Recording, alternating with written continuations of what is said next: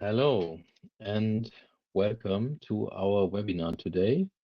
I see we have quite a few people already online. Some might join in the next few minutes, but we will just get started. From wherever you're tuning in from, thanks for coming today for our session with Joe DeLong from the city of Westerville. Hi, Joe. Hi, thanks for Um, having me. Of course, we're excited to hear your story, and then also with my colleague Ryan. Hi, Ryan. Good morning. So, Good morning. the topic of our session today is doing more with the same budget, how Westerville reduced vegetation-related outages while cutting unit costs. So the numbers are quite impressive. You will see them later. Joe will present them to you. But before we get started, just a few administrative things I want to get out of the way. So maybe I should introduce myself. So my name is Andreas Naujux. I'm a product marketing manager for the Treeline product, the vegetation solution by LiveEO that Joe used in their processes. Um, if you have any questions coming up during the session, you can just use the Q&A feature, which you see on the right-hand side of the panel. There's like two little speech bubbles. There you can submit questions. You can also use the chat, which is the icon above it, at any time, and then we will take up the questions at the end, and answer them as best as we can. We will record the session, or we are recording the session, and we'll share the recording with you after the session, probably tomorrow. So if you have to jump, that's also fine. And that's already pretty much all I wanted to say. So I'll hand it just over to Joe. Yeah, the stage is yours. All right. Thank you. Well, hello everybody. So again, my name's Joe DeLong with Westerville Electric. We're a small municipality here in Central Ohio, suburb of Columbus, the capital of Ohio here. So I'm the utility forester. I've been here at the city for 14 years now. Started in 2010, doing tree work in general. I've always done line clearance, arboriculture. So I've been, this is my main field of expertise.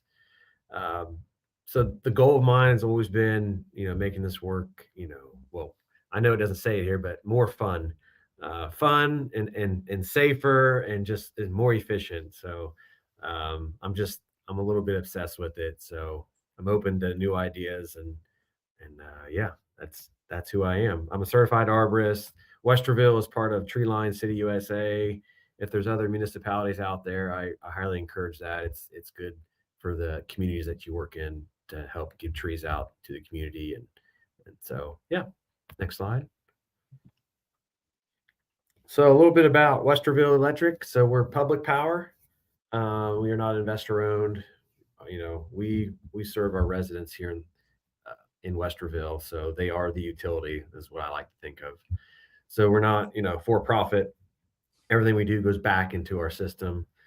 And we were founded in 1898.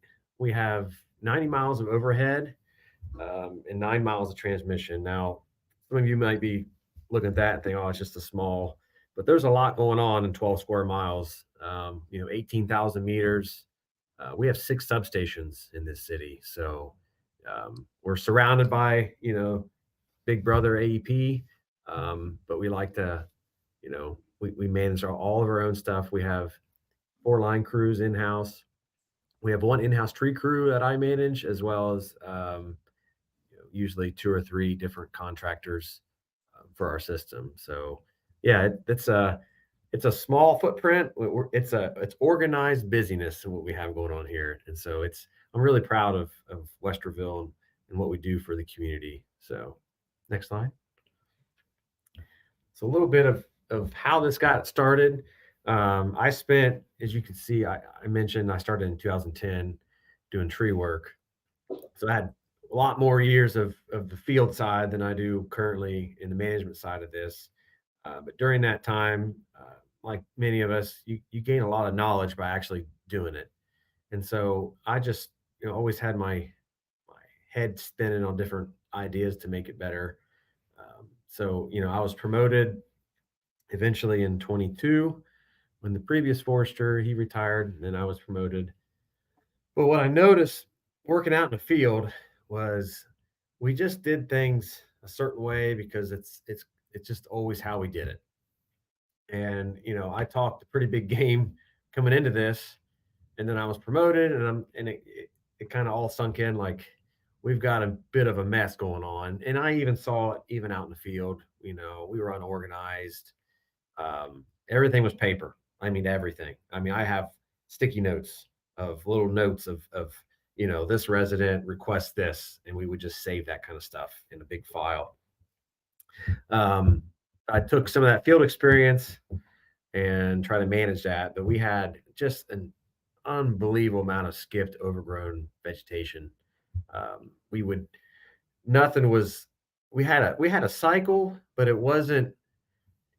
It was hit or miss. So we would try to stay on cycle, and then like anywhere else, somebody else would have an issue, and we would jump on that side of the city and start working, and then take care of that problem. So essentially, just putting out fires here and there all over the city.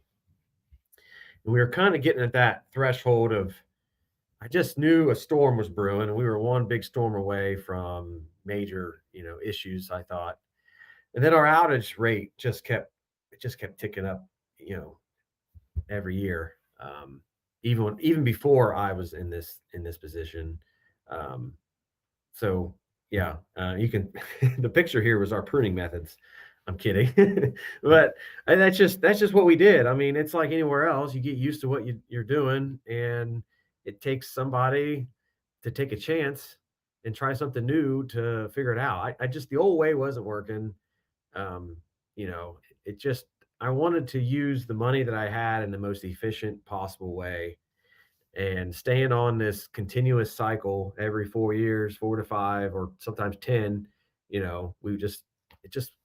we had to have a better solution. So I was looking for a way to kind of bring this mess, under wraps and go from there. So, next slide. So a big initiative, even before we started using the imagery, was how can we improve the field process? How can we move away from the paper method, the old style, into a more progressive, streamlined field process? I wanted to be able to send these reports, straight to people, to the upper management, and create yearly reports on data, pruning, removals, stumps, whatever you did. We would have a way of tracking that kind of stuff. Then by doing that, you can make data-driven decisions. You can figure out, I did X amount of trees last year in this area. What's my years ahead looking out as far as monetary budgeting, issues, and trying to get more, money for us. But a big thing I think I really pushed for was accountability. I wanted to be able to show that, hey, we're producing, we're making the city better. We're trying to reduce outage rates. Instead of being reactive, we were proactive. Many times we would have outages over the weekend when my guys were off, and then we would hurry up and go to that section of the city because there was a problem, and we would prune it out. And I wanted to shift that reactive to proactive. And with all that, predict your expenses, scheduled over reactive, and then that continuous record keeping forever, so that unlike what I had, someone steps in this position years from now, they're going to have this history, this data that we've created over all these years to go off of, where we had nothing. I mean, I had old paper maps that were inaccurate, either one, inaccurate, two, just not filled out, and you'd have no idea if there was some sort of a complaint associated with that address. It was really, you were there, and then they come out, and I told so and so years ago this is how it was going to be, and you just kind of thrown to the wolves there. So next slide.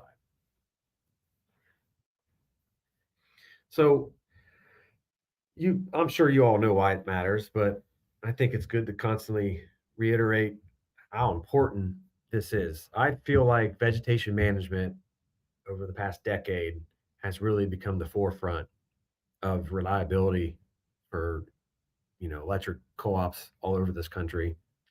It's a top cause. We all know it's top cause of outages. That the huge blackout was tree related. Ever since then, we've, I think, as an industry, become more proactive. But the old way of manual tracking, it's really slow. I think, it's you're relying on numbers, and we used to go off of the guys needed X amount of trees per man hour, which sounds great. But if you're running behind, it's very easy to just manipulate those numbers and add a few extra trees to make your crews look better. I mean, I did it. I mean, it's the reality of it is I did these things. I was a contractor. Pressure would come from above. You would just start clipping every tree that even sniffed at a power line, just to help your numbers out. But in the bigger goal of this is that doesn't make things better.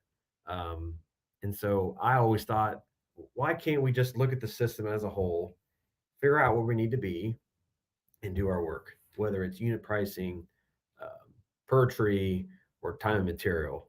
There's just a better way. But the regulations, they're not going away. They're not going to get any easier. And so, you have to adapt to change, or I just personally believe the change will just change you. You're either way, you've got to adapt. You got to move forward. And then again, I repeat myself a lot, but I'm really big on the accountability part. When you're held accountable and you can kind of hold your product up there to managers and city council or whoever your people are that you need to talk to, when you're held accountable for what you're doing, there's just more buy-in. So that was a huge goal of mine, is I wanted to bring people into this to see what we do and realize how important this really is. And we're not just people out here just cutting on trees for no reason.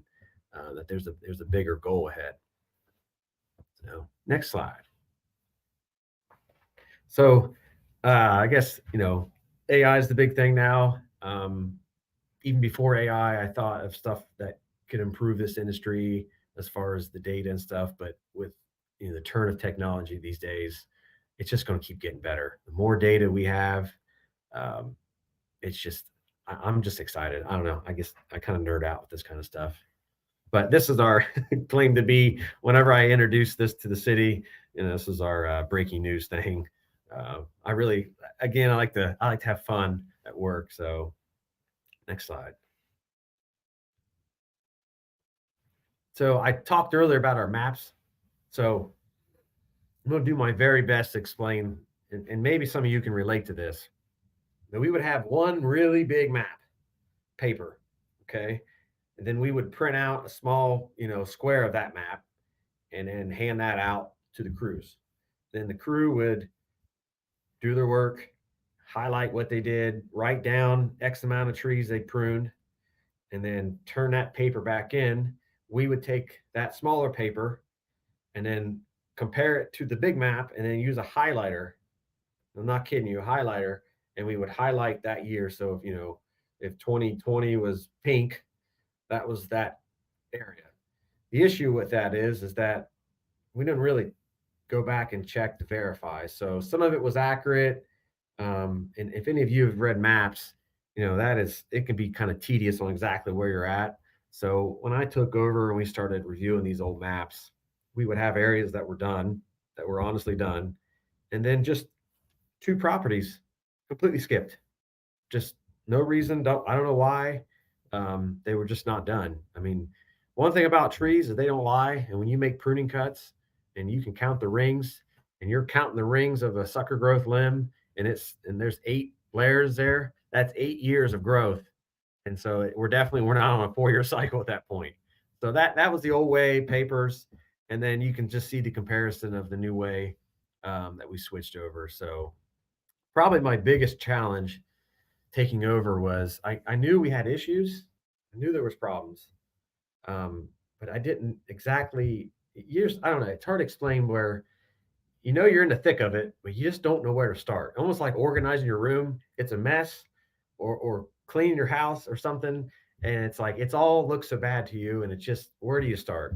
And so I needed something to really show me how bad like the areas were. What was the worst of the worst when it compares to, transmission, three phase, single phase, where do I need to be? Because, everybody, transmission is very important. Three phase, that's all important.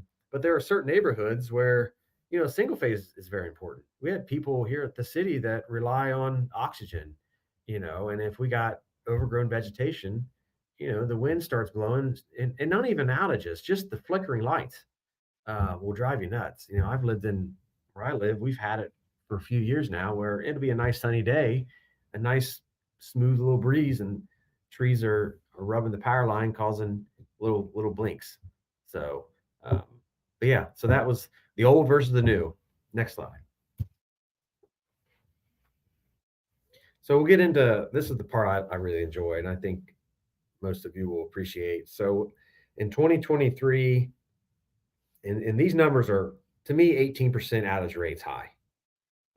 I know it's lower than national average, but again, we're 12 square miles. Everything's tight knit. It's all right here. And our reliability rate at Westerville is like 90, 98, 99.5%. It's very high overall. We're a very reliable system, and we really pride ourselves on that. So when this number's trickling up, it's a bad thing. We had over 8,000 customers affected, but you can see in 24. So I guess I'll back up. 2023, we really start hitting the ground running. We start using satellite imagery with LiveEO. We know where it works at. We're actively, moving crews into these specific areas that are the worst. And we just start pruning back the right of way. So pruning, tree removal, tree risk as far as dead trees. We're looking outside the right of way. So, majority of your outages come from outside the right of way. So not only are we opening up our corridors, our right of ways, we're looking beyond that for fall ins and all that. So I'm using this technology not just as like a narrow vision, but I'm looking, outside the box basically. So that was 2023, 18% outage rate. A year later, same methodology, just getting the work done now. We're down, we cut them in half. We're at 10%. I can't already see the slide there. 11% outage rate. So we're proud of that. It's been a lot of work, but we've been moving into what I think is the right direction, changing our methodology of we come back every 4 years style to we're in the areas that we really truly need to be. Next slide. So this is our numbers this year. We've basically maintained where we were at in 24. So I'm good with that. Ideally, I'd like to just keep seeing it going down, but you're never going to prevent 100% of the outages, but it's a lot better than 18%. So we've just been moving in the right direction, I believe. The biggest probably challenge for us is we just need the people power to get this stuff done. So it can stress you out at first because you there's no way of getting out of this work. You see it. You can't use the excuse of, well, we didn't know about it, or I didn't know it was that bad, because it's all right there. It's just a matter of moving crews to where they need to be. And like anybody in management, everybody always needs more help. So it's just a fact of life. So we are doing a lot more with the little bit that we've had, and we're getting more and more each year. But yeah, we're definitely seeing some improvements. So as far as our return on investment, we've got more done with, let me back up. So my initial budget for contractor, just our contractor when I started, was $250,000, which was enough work to keep guys going for about 9 months out of the year. So we only had crews on site 9 months out of the year, and that's all the money I had. And that's what we did for years. And I don't know I'm not sure why. Maybe it's just we weren't able to prove ourselves back then, because we just didn't really have a good way of tracking this kind of stuff. But the moment we started being proactive and using technology and shifting away from paper, I got our budget increased to 750,000. We're at 750 now. It went from 250, then 650, and now we're going to 750. So we're moving some dollars in the right places. I believe we're allocating funds that we never would normally allocate, and we're really focusing on the tree side of this because we're just seeing results. It'd be different if I couldn't prove it, but the numbers don't lie, the outage rates don't lie, and it's just been a big help. Let's see, next slide. So our removal rate currently we're at 55% removal rate, and that number might, I don't know, startle some people, but that kind of paints a picture of what our system was like. We just allowed a lot of trees that we just could not maintain anymore. You just get to a certain point where you just can't maintain, and we're all certified arborists. We follow all this ANSI standards, and they're costly, and they need to go. So we've been on a big push for removals the past few years now. So we're again opening up that right away, keeping trees out of the way. That way we can access and get equipment and just hopefully make our jobs easier. But one thing you got to think about is with this high removal rate, this is kind of a one-time deal. It's a one-time investment.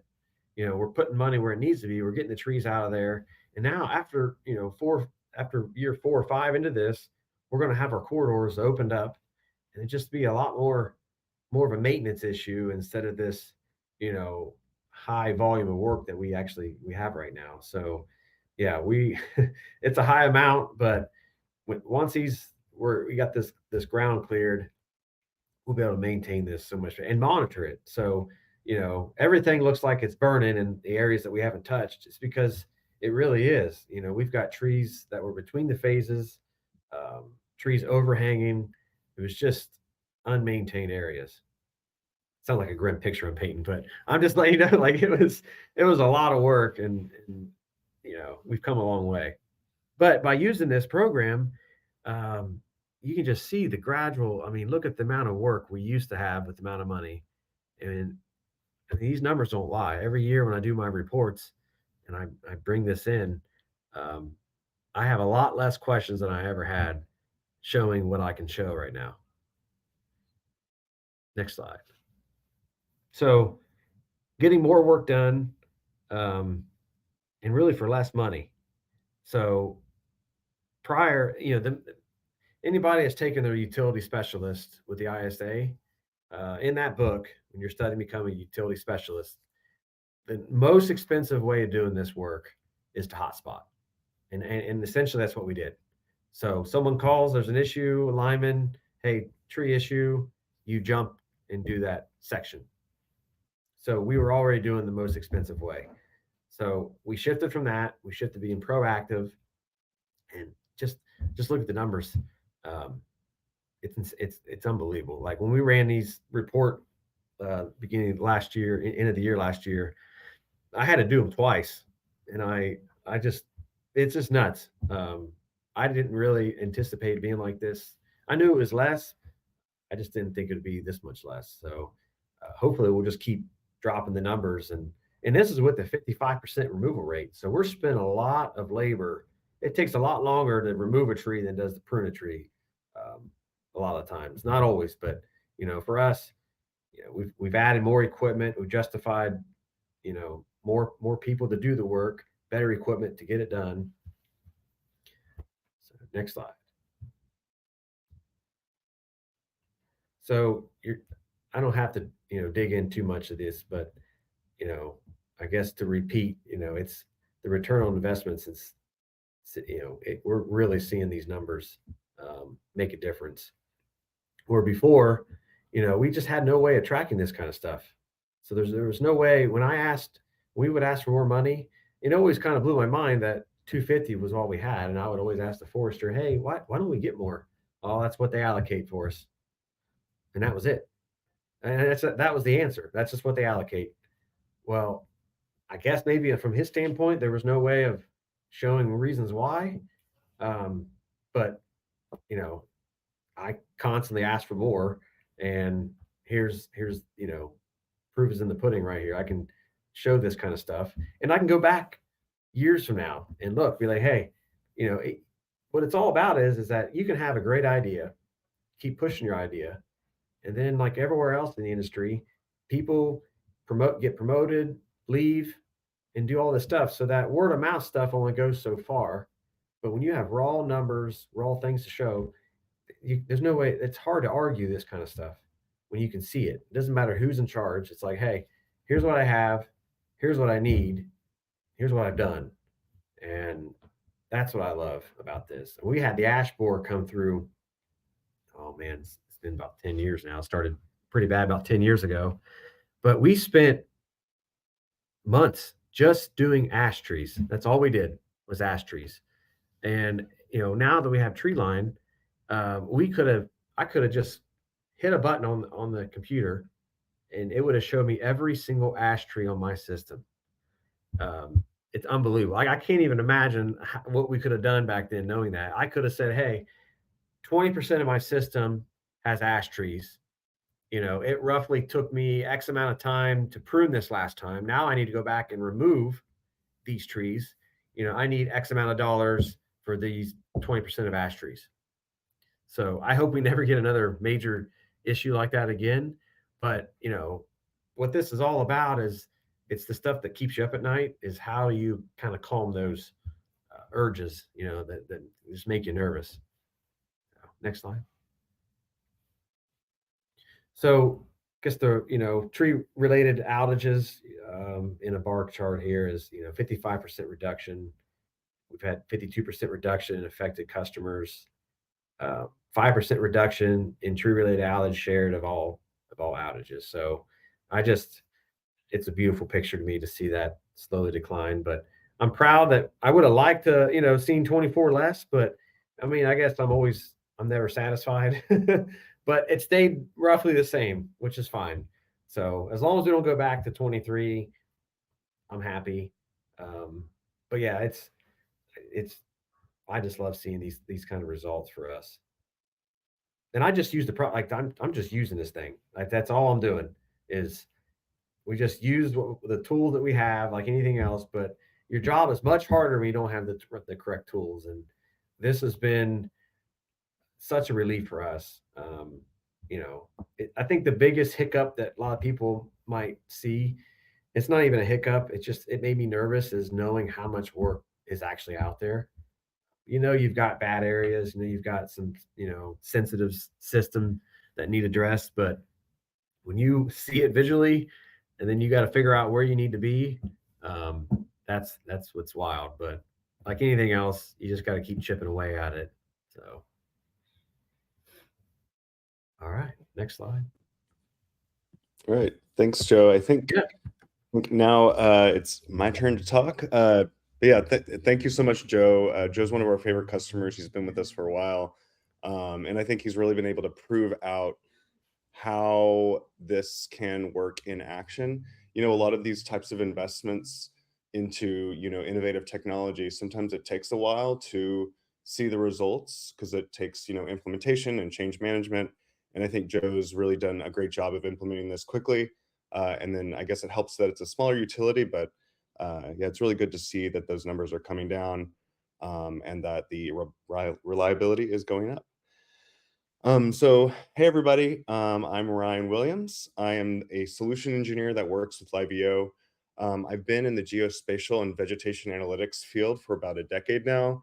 Before LiveEO, I worked at Planet Labs, which operates a huge constellation of satellites that are available commercially. And then before that, I worked for the USDA doing vegetation analytics and crop analysis. So I've been in this space for a while, and it was really exciting to come to LiveEO because they have this mission to really make satellite imagery very usable for real world use cases. It's not a lot of academia. It's like actually on the ground improving lives. And so, yeah, our mission here is written out, unlock the full potential of satellite data to revolutionize asset monitoring and improve lives of people around the world. It was formed in 2018 by these two guys here sitting by this globe in Berlin, Germany. But we also have a US team. We have customer success manager here in the United States and an extended sales team here. I'm located in Washington, DC. But yeah, the company overall, we've monitored over 1 million miles and have over 60 customers all over the world. Here's just sort of a selection of customers that you can see here on the right. We have American Electric Power, as Joe mentioned, one of the biggest utility providers in Ohio and throughout the United States. And we've also worked with San Francisco and Liberty. And then we also have a few partners we have listed down there. Another partner not listed here is Trimble, which is the program CityWorks, which is what Joe uses. And so that's not listed here, but I thought it was worth mentioning. And I can talk about how we can do those integrations in a little bit. So this is sort of the ecosystem of how Treeline functions. We are a data agnostic platform where we collect data from our satellite data partners. And we are also, in the coming years, actually launching our own satellite constellation called Twin Spectre. It's going to be 2 different satellites that create stereographic imagery for the vegetation monitoring on utility assets.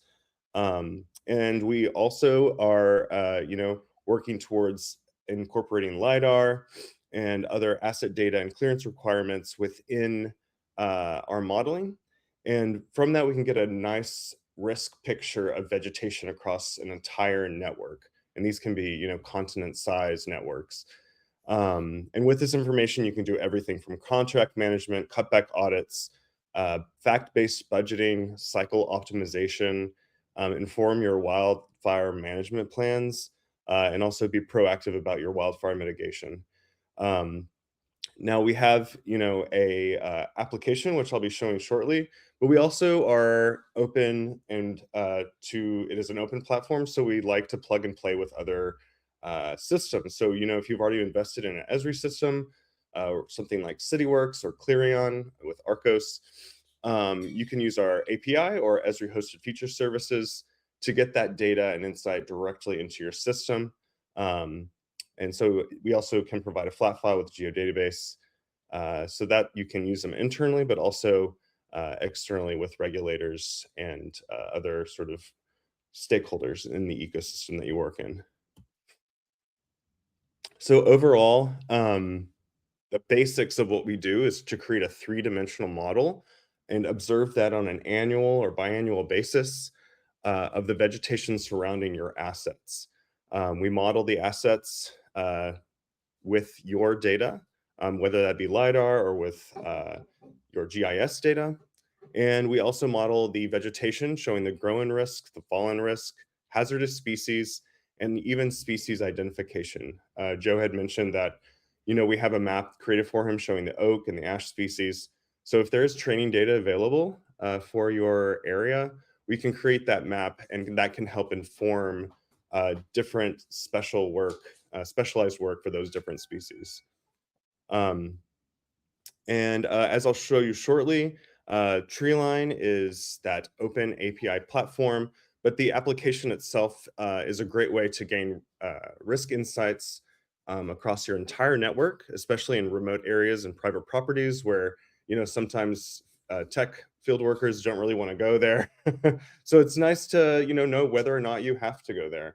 Do you have to knock on that grumpy neighbor's door? Or can you let it be if it's not really a problem?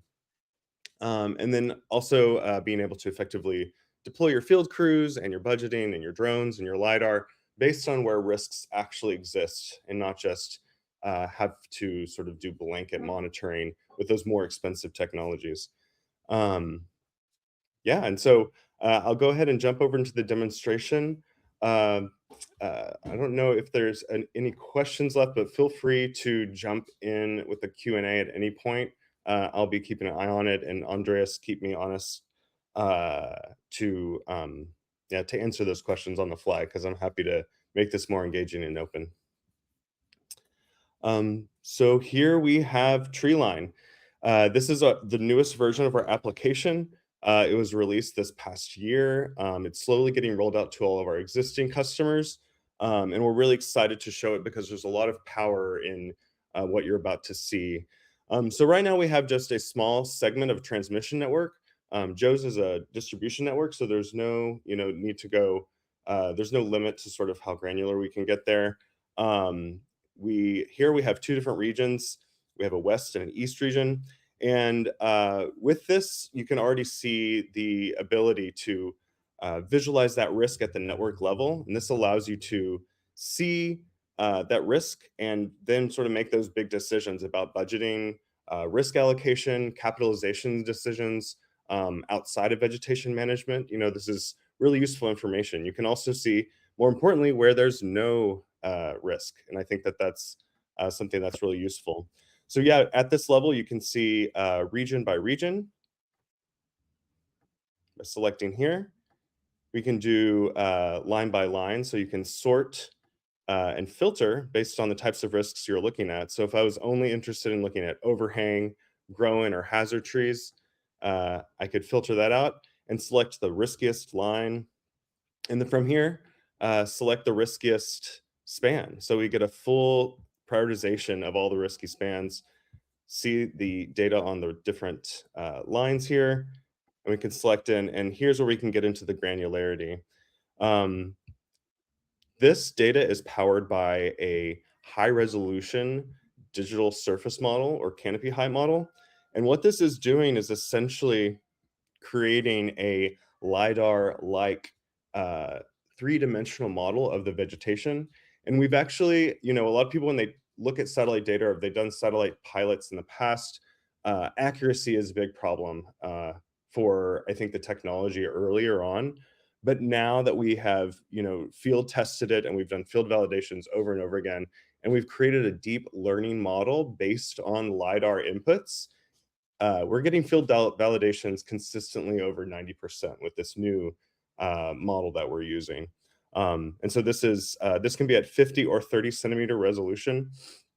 And then when we get this three-dimensional model of the vegetation canopy, we also model out the individual conductors, and then we can see those individual vegetation segments that we call insights to determine, that kind of workload. So from here, when we get that, we've done our filtering, we've identified the riskiest span and the riskiest line, we can select those and directly from here add to a work order and manage all the work order from within this system, and then see that risk decline over time when you use this system. But we're also open to deploying this out through our API to whatever system that you're interested in.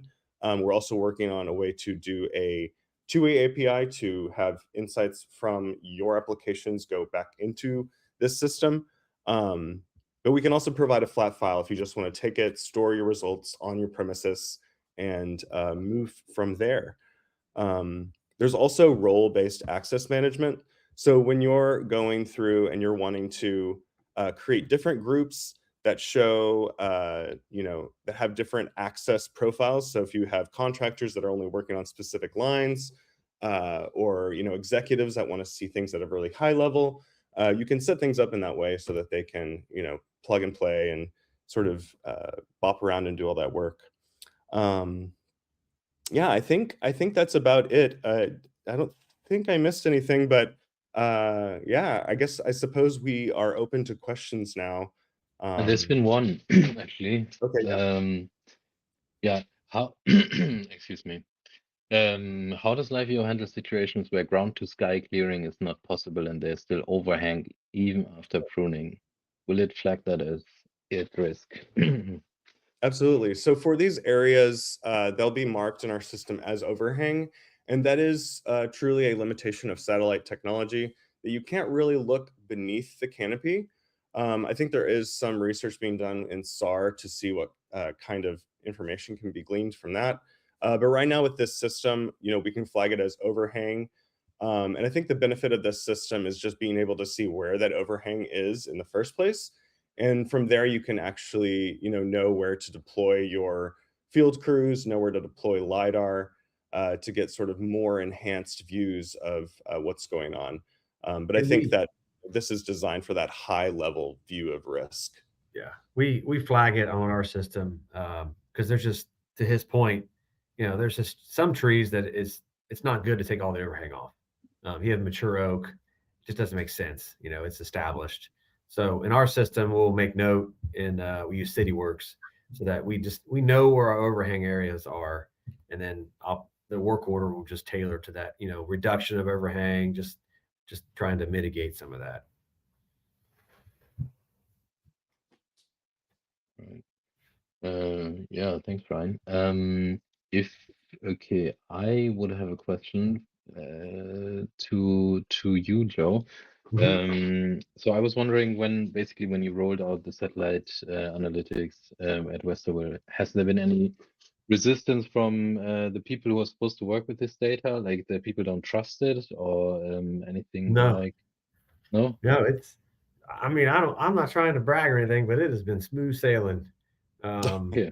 It really has. Like, and to people out there, like, I don't have a dog in this fight. Like, we just pay. And that's all we pay, we buy the tool, we use the tool.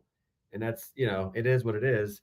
No, they think it's neat as can be. I mean, like I said, I'm with a line shop, and we have our monthly meetings, and it's very hard to get those guys excited about trees. I'll be honest with you. And when I demoed them this program, and I was like, hey guys, like, you guys come to me all the time saying, oh, so this section's burning up, and I'm like, yeah, I know. And I go on the screen, I'm like, yeah, right here, right? They're like, oh my goodness, like, that's unbelievable. Like, oh yeah, remember the dead tree you told me about last week? Yeah, it's right here. A click.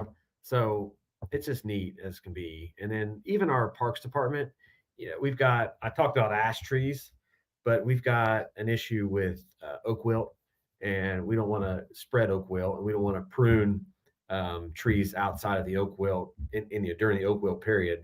So I could literally show them, hey, here's our section of trees that are oaks, and this year we're working on it over here. It just brings kind of, I don't know, a sense of security throughout the city, and even community. So going forward, we're going to push a version of this map to the public, so that, like, they can actually see, Okay, that's nice. what we're dealing with. So yeah.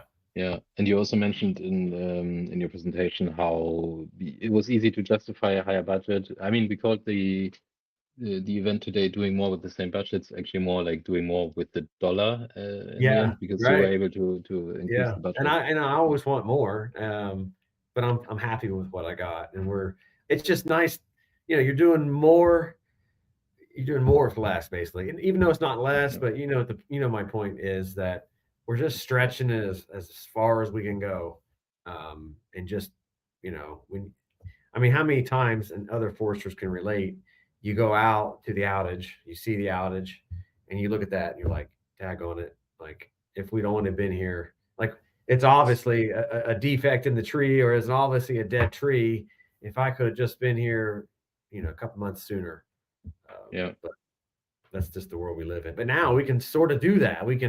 I could be a little bit further ahead of the game. I mean, I have other slides where there's a huge dead cottonwood on the side of town that I'll be honest with you, I'm not walking down in this swamp. I'm just not doing it. And you can't see it until you get down in the swamp. And it's just that time. We do it every 4 to 5 years. We're in the area, and we had just done it 2 years ago, and this tree was alive and well. And I don't, it pops up on the imagery, dead tree. And I didn't believe it. And I go out there, and I went through the swamp, didn't really want to, and took a picture of it just to verify. And yeah, it was dead. It didn't lie. And so even when you guys came to town, we were out verifying stuff to check on the accuracy. And it kept lighting up an evergreen, a little small area. And I'm looking for this darn tree, and I don't see no evergreen tree. And that's just how we had it coded. Just, we don't break it out. White pine, Norway spruce, evergreen. And we couldn't find it. And I'm thinking, okay, well, we got one on you, And one of your guys was like, hey, is this is it, right? And there's a little arborvitae growing right by the pole, but the canopy from the larger hardwood trees, you just couldn't see it where we were standing, but it picked it up.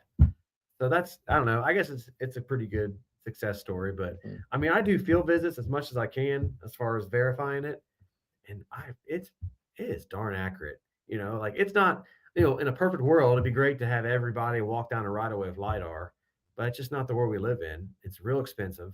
And so, okay, LiDAR it's pretty accurate. I'll take a little less accuracy, you know, for what we have right now. And it's just been, we just had great success for it. I actually have a few follow-up questions regarding this to both of you. So first, Ryan, actually one question that fits well from Graham. Can LiveEO detect identify the tree species and give predictive growth rates? Sure. Yeah. So the answer is yes. For the tree species, off the shelf, we can do coniferous versus deciduous classification. But if you want specific species types, individual, like actual taxonomy style species is a little bit more difficult. But whenever you do like generalized species that have common spectral properties, meaning that their like color is similar, we could do like oak versus ash versus pine, so that you can help make a few decisions about, you know, some of your tree pruning decisions, as long as we have training data from your local region. So with Joe, their city parks department actually had individual point locations of different trees, and that was the perfect training data set. So yeah, I think coordination with other departments in your whoever you're working with, whether that be like a university that's doing like a tree inventory or your city parks department, having that actual specific point of where the tree is can help build a model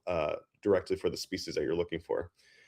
For the predictive growth rates, so right now we only offer that to customers that have been with us for more than 1 year, because using only a two-dimensional archival data-based growth model, our experts and our remote sensing scientists found it was a little bit too variable. There's too many you know, things happening. When you trim a tree, it grows faster. When you you know, when you have a bush, it can kind of have a similar spectral property as a tree that's sitting above it. But when we have a three-dimensional model and then we have an archive building up of that three-dimensional model, you can really start to build a more accurate map. And when you incorporate things like species or hazard trees, then I think it gets even more accurate. So we do have growth model on our roadmap, but only for customers that we've had for more than 1 year. And I also see another question there from Tony. Yeah, about so this one, before we get into this one, I think we can quickly maybe share. We talked about accuracy. Joe, you mentioned it. How do we, when we say accuracy, what does it mean exactly, and how do we assess it? I think this is the first part, I think, and then we should go into what if the bases are not accurate.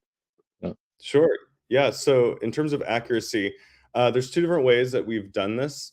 LiveEO has done a field comparison where, you know, for a lot of our big customers, and when we were first building out this model, and I think even today we sometimes do it, we'll go out into the field and go to up to 200 randomized locations, looking, you know, at different areas along the canopy, along the line, and then developing a survey based on, you know, is the canopy height correct? Is the vegetation actually there? Is the risk that we've identified in the model actually there? And that can help us hone in on where the error in the model exists. So, you know, canopy height is sort of the core of the work. That is, you know, that number is the most important, because then the asset model you can, you know, tweak a little bit and adjust a little bit based on your knowledge of the assets. So yeah, that's where some of the, like the over 90% number comes from. We've also done, and we have a white paper available with customers that signed an NDA with us because it reveals some of our secrets. But it is a LiDAR comparison where it's looking directly at LiDAR data to our model. And we're getting up to, I think, a mean average error of 15 inches or 0.3 meters. So, or 0.4, 0.39, something like that, meters. So that's a direct comparison to LiDAR. And yeah, we can offer it in 50 and 30 centimeter resolution, which has a little bit slightly different accuracy. But we're getting really confident in the accuracy of that digital surface model. And that's what that's what is also, because of that, we're able to make more accurate three-dimensional estimations of growth year over year. Of course, the accuracy is sort of measured against where the line is, right? So then maybe we can dig into the question by Tony. Is an evaluation possible if the location data of the mass basis is not always accurate? And then also the next question is very similar. Does LiveEO perform pole line corrections, or is it based off utility GIS information? Yeah, so that is actually another value add that LiveEO performs in that initial asset onboarding that we do with all customers. We actually go through a very intensive georeferencing process. We have a huge team of analysts that scour the GIS data and compare it to remote sensing high resolution imagery, and actually take the point of where the mast is and move it to where the imagery is, so that the imagery and the assets are in lockstep. Because yeah, if you have bad asset data and you have poles all over the place, it can be a problem. And we've actually had customers, be really excited about this because they're able to actually update their GIS files based on imagery. Because sometimes, asset data is more schematic and it's more, theoretical and about connections and not necessarily about that perfect geographic placement. So we've helped a few GIS programs, tee up. Yeah, perfect. So yeah. Then maybe one last question to you, Joe. What is next? Like, what's next on the agenda? What's the next improvement you're looking to implement? More chainsaws. No, no. Probably next is, I guess I'm hyper focused on the tree species. I just think that's really cool for a municipality, for us, because I like to know where all our stuff is at, what type of trees we have. That's probably my biggest thing, is the trees. We're going to keep adding. So right now we've got maple, ash, oak. What else? We have locust trees. So we have those right now currently. And so I want to be able to start breaking out what are my biggest culprits for outages. So that'll be nice to know. Like, I know locust, just internal knowledge is locust has been an issue. But what I know is different than when I can, show, not to try to rhyme, but it'll be nice to say, hey, here's our biggest issues. You push that data to the public, the more they know, the more there's just this coexisting, I think is better. So that's probably the next thing, is taking that tree species, pushing it out to the public. And then I guess the second part of your question, I guess on top of what's next is probably that, taking that map and putting it out to the public to show them, hey, here's what we got. Here's what our arborists do every year. We're in the backyards, because it all sounds great getting all this work done, but the complaint department has been pretty busy lately. They just don't understand. They don't know the bigger picture, and the more they know, the less small complaints, for lack of better words, we get. So that's really a big push. So two things: tree species and more information for the public. Awesome. Which I think can go for everybody, even if you're a small municipality or a large utility. We all deal with the same stuff. It's just... Exactly. Also, what we see is that within the utility, there's different stakeholders that benefit from the vegetation data, for example. Maybe it could be wildfire mitigation managers, for example, that are interested in specifics from the vegetation data. So that's like the breaking down the data silos, basically, is super valuable. Yeah. Yep. So I will say, I have full support. Like, the tree crew, the arborists are on the map, and when it comes to city manager, council, like, they know about us, and we never heard nothing years ago. So this has brought us to the forefront, to show the importance. I mean, they have my support, which is huge when you're trying to complete this mission. I call it a mission, operation, take back the right of way. But when you have support from the top, it's done wonders. So Perfect. That's a great statement to close this session, I think.